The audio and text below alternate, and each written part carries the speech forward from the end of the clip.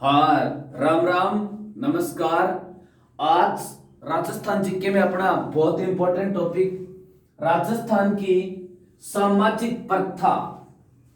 राजस्थान की सामाजिक प्रथा किसी भी कंपटीशन में 2 3 4 प्रश्न निश्चित तौर पर पूछते हैं। राजस्थान के राजा महाराजाओं में कौन कौन सी रीति रिवाज होती थी उनसे संबंधित प्रश्न पूछते हैं। क्षेत्र विशेष, कुछ जाति कुछ जनजाति विशेष में कुछ रीति रिवाज हैं उनसे संबंधित प्रश्न पूछते हैं कि ये प्रथा कहां पर है, इसके ऊपर रोक सबसे पहले कब लगी थी, कुछ कुरीतियां थी, वो रिवाज बन गई थी, वो प्रथाएं कुछ अच्छी प्रथाएं थी तो कहां पर प्रचलित है कहां पर नहीं है, इस तरह से प्रश्न पूछते हैं। सबसे पहले देखो नंबर 1, त्याग प्रथा।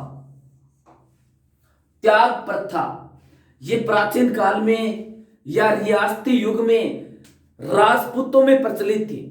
इस त्याग प्रथा का मतलब क्या है? जिस राजपूत राजा के घर में विवाह शादी होती थी वो चारण और बाटों को उसकी प्रशंसा में लिखने के लिए कुछ मुंह मांगी रकम देता था, उसको ही त्याग प्रथा कहा जाता था। तो राजपूतों में प्रचलित थी।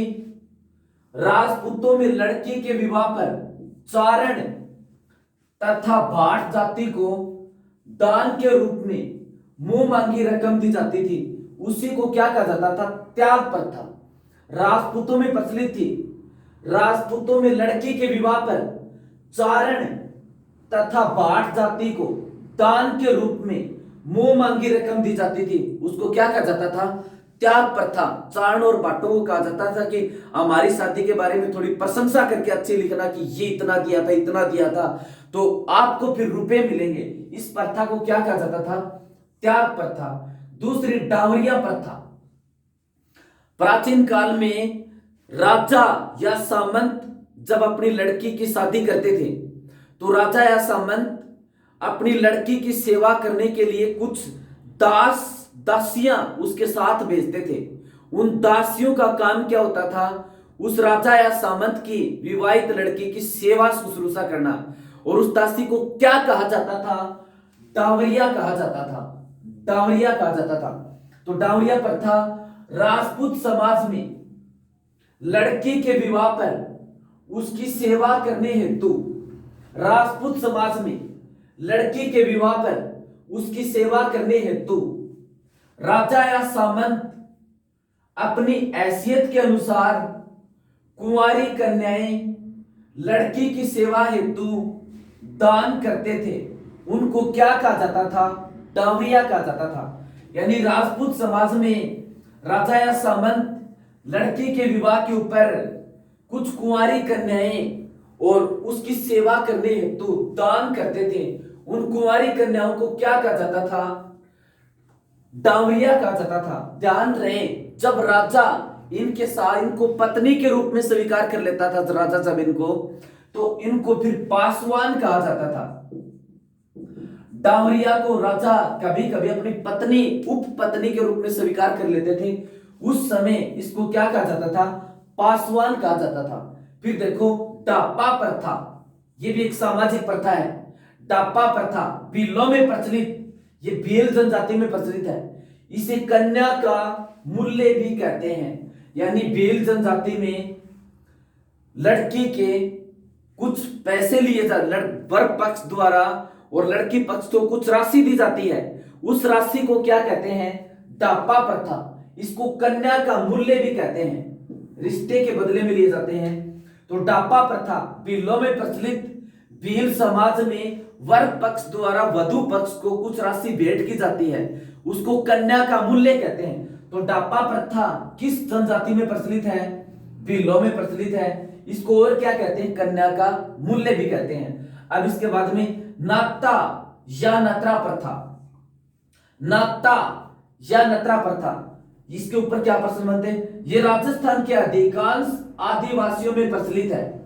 नाता या नत्रा प्रथा राजस्थान के अधिकांश आदिवासियों में प्रचलित है। इसमें पति की मृत्यु हो जाने के बाद उस महिला का देवर या जेठ के साथ रिश्ता जोड़ देते हैं, इसको नाता या नत्रा प्रथा कहते हैं। यानी आदिवासी समाज में नाता या नत्रा प्रथा लगभग सभी जनजातियों में प्रचलित है। पति की मृत्यु हो जाने के बाद उस पत्नी का देवर या जेठ के साथ रिश्ता जोड़ देना नाता या नत्रा प्रथा कहलाता है। ठीक है, ये कभी कभी पत्नी पति के जीवित होते हुए भी और किसी दूसरे पुरुष के साथ रहने लग जाती है, उसको भी नाता या नत्रा प्रथा कहते हैं। देखो, नाता या नत्रा प्रथा राजस्थान के अधिकांश आदिवासियों में प्रचलित विवाहिता के पति की मृत्यु होने पर उस महिला का देवर या जेठ के साथ रिश्ता जोड़ना। विवाहिता के पति की मृत्यु होने पर उस महिला का देवर या जेठ के साथ रिश्ता जोड़ना। पत्नी अपने पति को छोड़कर किसी अन्य पुरुष के साथ रहती है, उसे भी नाता कहते हैं। तो नाता या नत्रा प्रथा अधिकांश आदिवासियों में प्रचलित पति की मृत्यु होने के बाद उसका देवर या जेठ के साथ रिश्ता जोड़ना। कभी कभी पत्नी अपनी मर्जी से दूसरे पुरुष के साथ रहने लग जाती है, उसको भी क्या कहते हैं, नाता या नत्रा प्रथा कहते हैं। फिर सती प्रथा, ये बहुत इंपॉर्टेंट है। सती प्रथा, सती प्रथा का मतलब प्राचीन काल में राजा महाराजाओं के समय एक राजा के दूसरे राजा के साथ लड़ाई होती थी, तो ये जो कमजोर राजा होता था वो दूसरे राजा के ऊपर उसकी अधीनता स्वीकार नहीं करता था और सोचता था दुश्मन के सामने हम लड़ते हुए मारे जाएंगे तो सीधे स्वर्ग पहुंचेंगे। इसको कहते थे साका। इसके दो हिस्से होते थे साके के, एक तो केसरिया, दूसरा जो है केसरिया तो क्या था, दुश्मन के साथ लड़ते हुए सैनिक और राजा केसरिया वस्त्र पहन करके और दुश्मन के सामने मर मिटने के लिए तैयार हो जाना। पीछे से जो महिलाएं बसती थी वो जल या अग्नि के माध्यम से और अपने प्राण न्यौछावर कर देना ताकि दुश्मन उसका किसी भी तरह से इसकी इज्जत न जाए। इसको जोहर कहते थे। इन दोनों का नाम क्या था, साका। फिर ये परंपरा बन गई कि राजा के मरने के बाद में यदि उसकी पत्नी जीवित है तो उसको भी राजा की चिता के साथ ही चिता के साथ ही मरना पड़ेगा। इसको क्या कहते थे, सती प्रथा। देखो, भारत के इतिहास में सती प्रथा के सबसे प्राचीनतम प्रमाण और किस काल में मिलते हैं? सती प्रथा के प्राचीनतम प्रमाण, सती प्रथा के प्राचीनतम प्रमाण मिलते हैं एरन अभिलेख में मिलते हैं। सती प्रथा के प्राचीनतम प्रमाण किस अभिलेख में मिलते हैं? एरन अभिलेख में। देखो, ये एरन अभिलेख किसने लिखवाया था? गुप्त काल का शासक था भानुगुप्त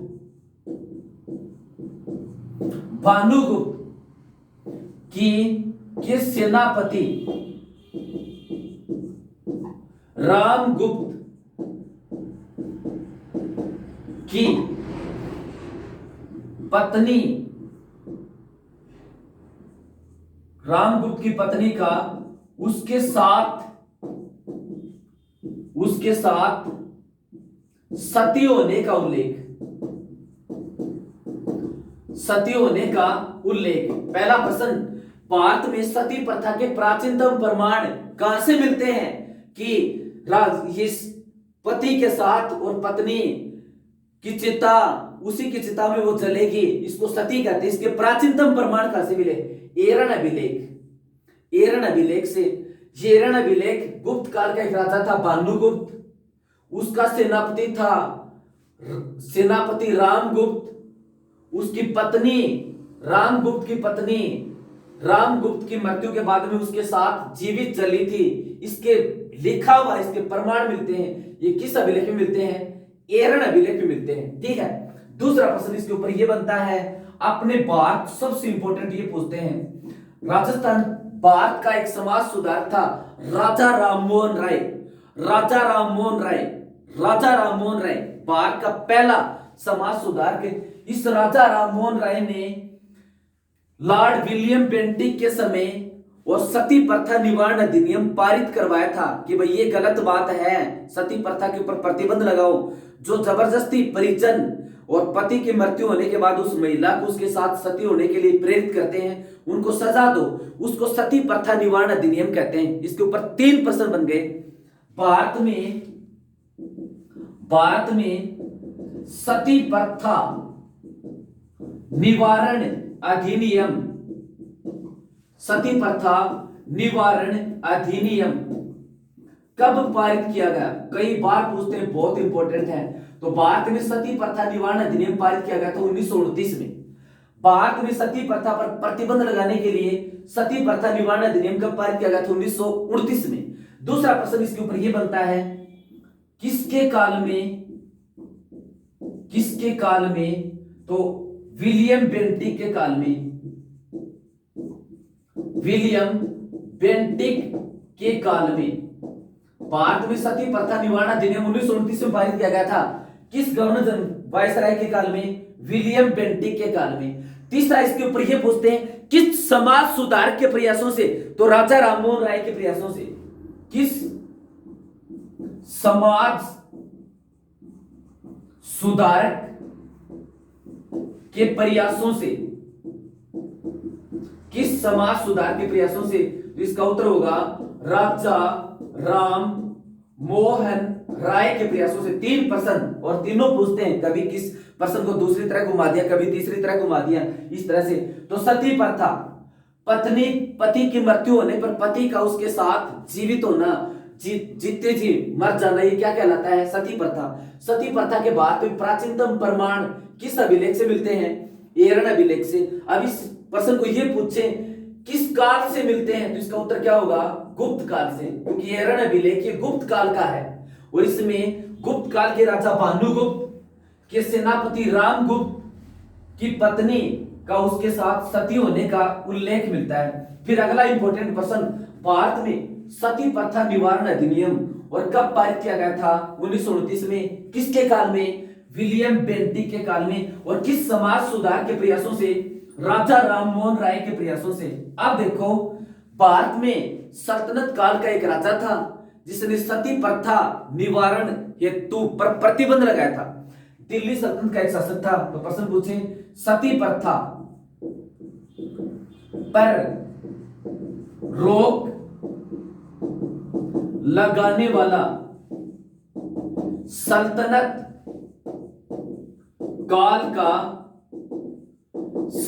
काल का शासक, एक राजा ने सती प्रथा पर रोक लगा दी थी, कानून बना दिया था। इसका नाम क्या था? मोहम्मद बिन तुगलक। मोहम्मद बिन तुगलक। तो सल्तनत काल का वह शासक जिसने सती प्रथा पर रोक लगा दी थी या सती प्रथा पर रोक लगाने के लिए आदेश जारी कर दिए थे, मोहम्मद बिन तुगलक। फिर देखो, अपने राजस्थान के अंदर सती प्रथा पर रोक लगाने वाली पहली रियासत कौन सी थी? बूंदी। सती प्रथा पर रोक लगाने वाली पहली रियासत कौन सी थी? बूंदी। और बूंदी ने रोक कब लगाई थी? सबसे पहले 1822 में। तो बूंदी 1822 राजस्थान में सर्वप्रथम रोक लगाने वाली रियासत। राजस्थान में सर्वप्रथम रोक लगाने वाली रियासत ये कौन सी है? बूंदी। और सती प्रथा पर रोक बूंदी में कब लगाई थी? 1822 में। अब देखो, इसके बाद में कन्यावध। प्राचीन काल में जब राजा महाराजाओं सामंतों में इस तरह की परंपरा बनी थी कि लड़के के विवाह के ऊपर काफी खर्च होता था, फिर धीरे धीरे जब उनकी आर्थिक स्थिति कमजोर होने लगी तो कन्या के जन्म के समय वो आगे की सोचने लगे, यानी कन्या का जन्म अशुभ माना जाने लगा और उसको जन्म के समय मार दिया जाता था। इसको कन्यावध कहते हैं कि आगे इसकी शादी में बहुत खर्चा होगा, ये बात सोच करके कन्यावध। इस प्रथा पर राजस्थान में सर्वप्रथम रोक लगाने वाली रियासत कोटा, और कोटा ने कब लगाई थी? 1833 में। कन्यावध के ऊपर राजस्थान में सबसे पहले रोक लगाने वाली रियासत कौन सी है? कोटा। और कोटा ने कब लगाई थी? 1833 में। कन्यावध इस प्रथा पर राजस्थान में सर्वप्रथम रोक लगाने वाली रियासत कौन सी है? कोटा। और कोटा ने रोक कब लगाई थी? 1833 में। कोटा के बाद में इसके ऊपर रोक लगाने वाली दूसरी रियासत कौन सी है? बूंदी। और कोटा के 1 साल बाद यानी 1834 में। फिर से सुन लीजिए, कन्यावध, इस प्रथा पर राजस्थान में रोक लगाने वाली पहली रियासत कोटा 1833 में। कोटा के बाद में इस रियासत पर रोक लगाने वाली, इस प्रथा पर रोक लगाने वाली दूसरी रियासत बूंदी 1834 में। ठीक है, अब देखो ये डाकण प्रथा, ये मेवाड़ रियासत में सबसे ज्यादा प्रचलित है। डाकण प्रथा मेवाड़ रियासत में सबसे ज्यादा प्रचलित थी। यानी डाकण प्रथा, इसका मतलब यह है किसी महिला को और राक्षसनी के तौर के ऊपर स्वीकार कर लिया जाता कि ये बच्चों को खा जाती है, ये अशुभ है, ये राक्षसी प्रवृत्ति की है, तो उसको डाकण कहते हैं। फिर क्षेत्र विशेष के लोग उस महिला को मार देते हैं। तो इस तरह से एक तरह की कुरीति हो गई है, समाज में भ्रांति फैल गई कि यह महिला बेकार है, ये शमशान घाट में या कहीं पर भी जाकर के और खाना बनाकर खाती है, बच्चों को खा जाती है, इससे बच्चों को खतरा है, तो उसको डाकण कहते हैं। ये डाकण प्रथा अपने राजस्थान के अंदर सर्वाधिक कहां पर प्रचलित थी? डाकण प्रथा। तो इसका पहला प्रश्न तो सर्वाधिक प्रचलित, सर्वाधिक प्रचलित, तो सर्वाधिक प्रचलित कहां पर थी? मेवाड़ के अंदर। मेवाड़ रियासत में इसके ऊपर रोक कब लगाई थी? पहली बार 1853 में। मेवाड़ रियासत में डाकण प्रथा पर रोक कब लगाई गई? 1853 में। 1853 में मेवाड़ में रोक लगाई गई। एमबीसी मेवाड़ भील कोर एक छावनी थी। एमबीसी मेवाड़ भील कोर के कमांडेंट जेसी ब्रुक ने खैरवाड़ा जो उदयपुर में है, एमबीसी मेवाड़ भील कोर खैरवाड़ा जो उदयपुर में है, मेवाड़ भील कोर के कमांडेंट जेसी ब्रुक ने खैरवाड़ा जो उदयपुर में है में इस प्रथा को गैर कानूनी घोषित किया। मेवाड़ भील कोर के कमांडेंट जेसी ब्रुक ने और इस प्रथा को गैर कानूनी घोषित किया। किस प्रथा को? डाकण प्रथा को। तो डाकण प्रथा राजस्थान के कौन से क्षेत्र में प्रचलित थी ज्यादा? मेवाड़ में। और मेवाड़ में डाकण प्रथा के ऊपर प्रतिबंध लगाया कब गया था? 1853 के अंदर। देखो अगली सामाजिक प्रथा सागड़ी प्रथा। 9 नंबर सागड़ी प्रथा। इस सागड़ी प्रथा को और क्या कहते हैं? बंधुआ, बंधुआ मजदूरी प्रथा। सागड़ी प्रथा यानी पुराने समय में यह नियम था, कोई धनवान उच्च वर्ग का या सामंत निम्न वर्ग को राशि उधार दे देता था, पैसे दे देता था, तो उसको ये मान्यता थी समाज में कि जब तक ये पैसे तू वापस नहीं देगा, हमारे घर मजदूरी करेगा, हमारे खेत में मजदूरी करेगा और उस मजदूरी का तेरे को कोई भी राशि नहीं मिलेगी। यानी जब तक तू वो राशि वापस नहीं लौटाएगा तब तक तुम्हारी मजदूरी बंधा रहेगा। इसलिए इसको बंधुआ मजदूर प्रथा भी कहते हैं, सागड़ी प्रथा। तो देखो ये भी एक समाज में कुरीति थी। आदमी जिससे पैसा लिया उसके गुलामी बन जाता था। तो भारत सरकार ने इसके ऊपर प्रतिबंध लगाने के लिए बंधुआ मजदूरी निवारण अधिनियम या सागड़ी प्रथा निवारण अधिनियम पारित किया। यह पारित किया 1961 में। तो सागड़ी प्रथा, बंधुआ मजदूरी प्रथा, इसका निवारण अधिनियम, निवारण अधिनियम कब पारित किया? कब पारित किया? तो यह पारित किया था 1961 में। सागड़ी प्रथा, बंधुआ मजदूरी निवारण अधिनियम भारत सरकार ने कब पारित किया था? 1961 में। कई कंपटीशनों में पूछा गया है। अब देखो जिस परिवार ने के मुखिया ने और किसी उच्च वर्ग के आदमी से रुपए उधारे लिए हैं तो पूर्व किस किस के से बंधुआ मजदूरी नहीं करवाई जाती थी? एक तो महिलाओं से, ब्राह्मणों से, राजपूतों से ये बेकार नहीं रहती थी। महिलाओं, राजपूतों, महिलाओं, राजपूतों व ब्राह्मणों से बेकार नहीं ली जाती थी,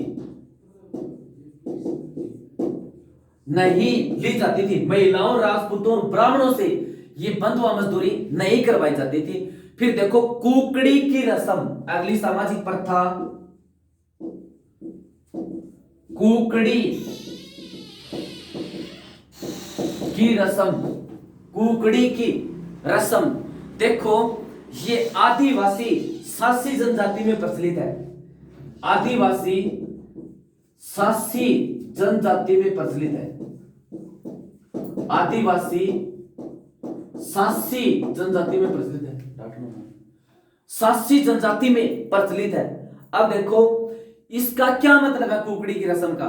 सासी जनजाति में बड़ी विचित्र सी परंपरा है कि वधु जब नए घर में प्रवेश करेगी, तो उसकी चारित्रिक परीक्षा ली जाएगी। चारित्रिक परीक्षा ली जाएगी कि पीछे इसका चरित्र कैसा हुआ है, पीछे ये कैसी थी, बदमाश थी या ठीक थी। इसको वधु की चारित्रिक परीक्षा भी कहते हैं। कुकड़ी की रस्म सासी जनजाति में प्रचलित, और इसको वधु के चरित्र की परीक्षा कुकड़ी की रस्म कहलाती है। फिर देखो चूड़ाकर्म।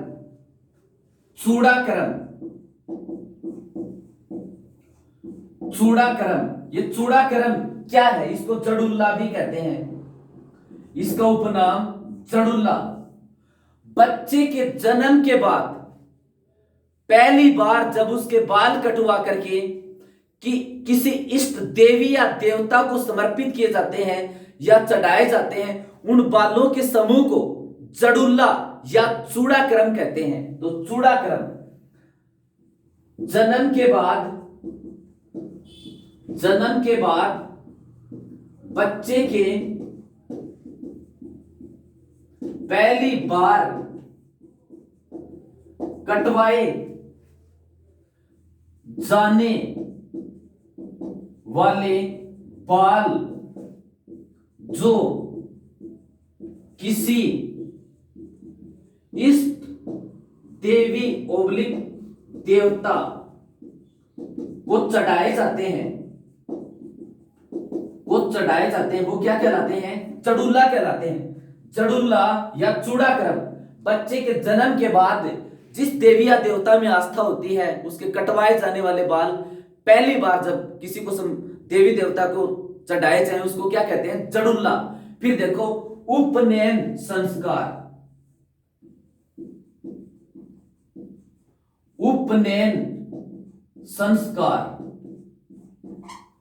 उप का मतलब है नजदीक, नयन का मतलब है गुरु या ज्ञान। देखो बालक को जब प्राचीन काल में गुरुकुल होते थे, बालक को जब पहली बार शिक्षा ग्रहण करने के लिए गुरु के समीप भेजा जाता था, गुरुकुल में उसका नाम लिखवाया जाता था, उसी को उपनयन संस्कार कहते हैं। यानी इससे विद्या की शुरुआत होती थी। उपनयन संस्कार। तो उपनयन संस्कार इसका शाब्दिक अर्थ है, उपनयन का शाब्दिक अर्थ गुरु के समीप ले जाना।